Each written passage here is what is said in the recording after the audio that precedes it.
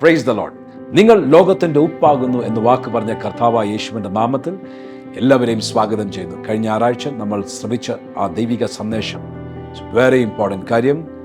ലോകത്തിൻ്റെ ഉപ്പായ നമ്മൾ ഈ വരുന്ന ഒരു സീസണിൽ from March 12 through April 6 to be precise, രാജ്യത്തിനു വേണ്ടി ഒരു യാഗപീഠം കെട്ടിപ്പണിയുവാൻ ചരിത്രപരമായി നോക്കിയാൽ മാർച്ച് മാസം 12 മുതൽ ഏപ്രിൽ മാസം 6 വരെ പ്രധാനപ്പെട്ട തലങ്ങൾ രാജ്യത്തിൻ്റെ ചരിത്രത്തിലുണ്ടെങ്കിൽ ലോകത്തിൻ്റെ ഉപ്പായ നമ്മൾ രാജ്യത്തിനു വേണ്ടി ഒരു നാഷണൽ ഓൾട്ടർ പണിയുവാൻ കർത്താവ് നമ്മളെ സഹായിക്കട്ടെ.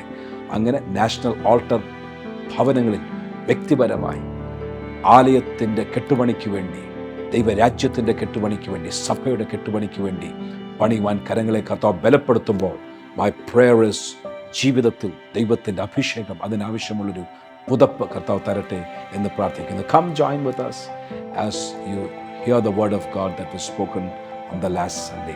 And by the way, നമ്മുടെ കുഞ്ഞുങ്ങൾ ഈ ആഴ്ചയിൽ അവർ എക്സാം എഴുതുവാൻ പോകുകയാണ്.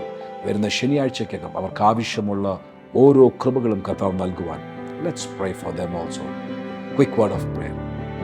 കർത്താവേ, അങ്ങയുടെ നാമത്തിൽ കുഞ്ഞുങ്ങൾക്കായി, പരീക്ഷ എഴുതുവാൻ പോകുന്ന കുഞ്ഞുങ്ങൾക്കായി പ്രാർത്ഥിക്കുന്നു. മാത്രമല്ല, വരുന്ന ഒരു മാസം ഏപ്രിൽ മാസം 6 വരെയുള്ള സമയങ്ങൾ കർത്താവെ, ഒരു യാഗപീഠം, നാഷണൽ ഓൾട്ടർ യെസബേൽ ഇടിച്ചു കളഞ്ഞ, ആരും അറിയാതെ തകർന്നുപോയ, ശ്രദ്ധിക്കാതെ നഷ്ടപ്പെട്ടു പോയ ഒരു വലിയ യാഗപീഠം പണിതെടുക്കുവാൻ പുരുഷത്വം കാണിക്കുന്ന പലരും ഇടിവിൽ നിന്ന് പ്രാർത്ഥിക്കുന്നത് പോലെ കർത്താവ് ഈ ദിവസങ്ങളിൽ എനേൽപ്പിക്കണം.